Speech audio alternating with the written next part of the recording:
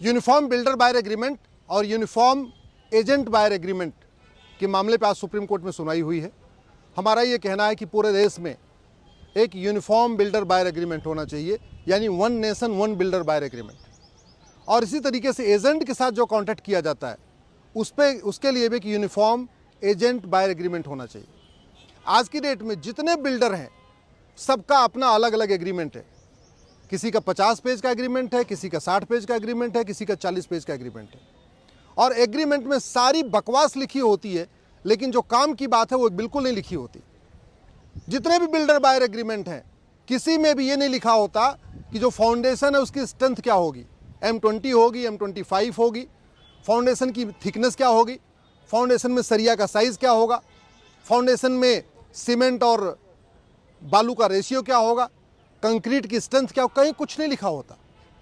Column जो बनेगा वो कितने कॉलम बनेंगे, कॉलम की क्या साइज़ होगी, कॉलम की क्या स्ट्रेंथ होगी, M20 होगा, M25 होगा, M30 होगा, M40 होगा, जो भी है कहीं कुछ नहीं लिखा होता। बिल्डर बायर एग्रीमेंट में ये नहीं लिखा होता पंखा किस क्वालिटी का होगा, वायर किस कंपनी का होगा, वायर किस क्वालिटी का होगा, जो और भी चीज़ें दी जाएंगी वो किस क्वालिटी की होगी। अगर उसको फर्निश करके दे रहे हैं तो उसमें जो फर्नीचर लगेगा वो किस क्वालिटी का होगा, किस लकड़ी का होगा, कुछ भी नहीं लिखा होता।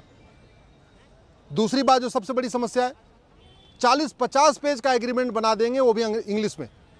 भारत के 90% लोग इंग्लिश को नहीं समझते, केवल 10% लोग इंग्लिश को समझते हैं, इंग्लिश को बोल पाते हैं। 90% लोगों को इंग्लिश पता ही नहीं है, लेकिन सारा का सारा एग्रीमेंट बनता है इंग्लिश में। तो लोग मजबूरी में जब मकान खरीदने जाते हैं, या चाहे वो मल्टी स्टोरी खरीदें या इंडिपेंडेंट खरीदें, मजबूरी में वो साइन कर देते हैं बिना पढ़े लिखे, और बाद में उसी से ब्लैकमेल किया जाता है। एग्रीमेंट में ये तो लिख दिया जाएगा अगर आपने पेमेंट लेट किया तो आपके ऊपर 12% ब्याज लगेगा, या 15% ब्याज लगेगा, या 20% ब्याज लगेगा।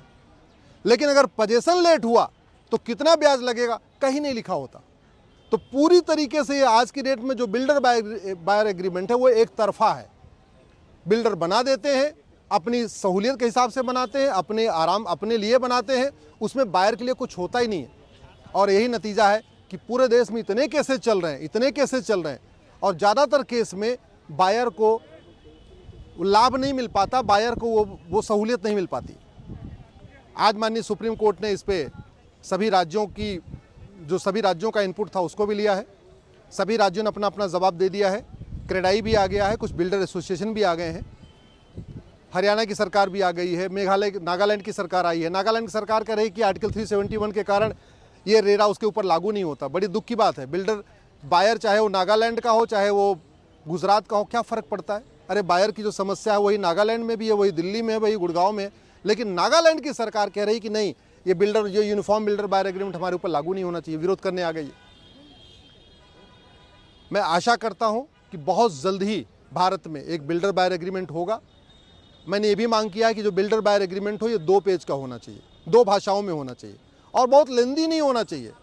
उसमें बकवास की चीज़ लिखने की बजाय केवल ये लिखा होना चाहिए, हम मकान कितने दिन में दे देंगे, मकान की क्वालिटी क्या होगी, सीमेंट कौन सा यूज़ करेंगे, स्ट्रक्चर कितना मोटा होगा, सरिया किस कंपनी का होगा, जो कॉलम बनेगा वो कितनी उसकी साइज़ होगी, प्रत्येक कॉलम में किस साइज़ का सरिया होगा, कितना सरिया होगा, सीमेंट बालू का रेशियो क्या होगा, स्ट्रेंथ क्या होगी, M25 होगी, M30 होगी या M40 होगी।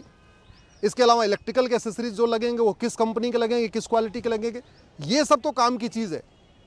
अदरवाइज़ आज की डेट में पूरा बकवास भरा हुआ है। 40-50 पेज का एग्रीमेंट बना देंगे, और एग्रीमेंट भी स्टेट वाइज भी कॉमन नहीं है।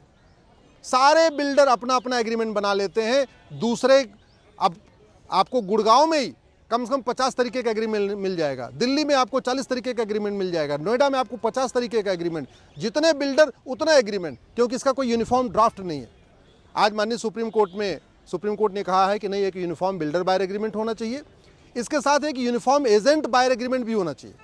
अल्टीमेटली पहले कोई बायर जाता है सीधे बिल्डर के पास नहीं जाता, वो बीच में कई बार एजेंट के जरिए जाता है। तो एजेंट भी एक एग्रीमेंट करता है, और एजेंट भी जितने एजेंट उतने एग्रीमेंट चल रहा है।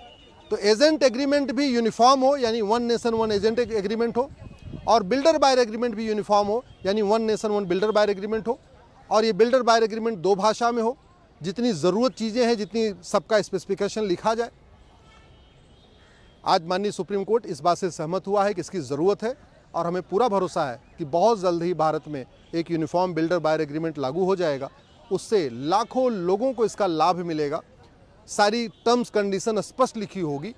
अगर पेमेंट लेट करने पे 15% इंटरेस्ट लगेगा तो पोजीशन लेट करने पे भी 15% इंटरेस्ट होगा।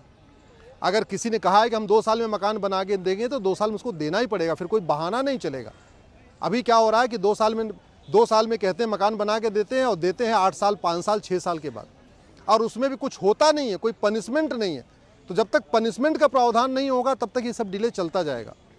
कभी किसका बहाना, कभी उसका बहाना। कई बार तो ऐसा भी देखा गया कि लैंड डिस्प्यूटेड होती है, उसकी बुकिंग कर लेते हैं, पैसा भी ले लेते हैं और बाद में वो ज़मीन का मुकदमा कोर्ट में चला जाता है और फिर बेचारा बायर परेशान होता है। कितने सारे प्रोजेक्ट ऐसे हैं जो मुकदमे के कारण चल रहे हैं। तो अगर बिल्डर के पास ज़मीन नहीं है तो बुकिंग क्यों ले? ज़मीन जब तक क्लियर ना हो जाए, उसके पास उसका पैशन ना आ जाए, जब तक उसकी बाउंड्री ना बन जाए, तब तक उसको ये राइट नहीं है कि वो बुकिंग करे और लोगों से कॉन्टेक्ट कर ले। इन सारे विषयों को देखते हुए बहुत जल्दी इस पर आएगा। अगले हफ्ते इसके ऊपर फिर सुनवाई होगी।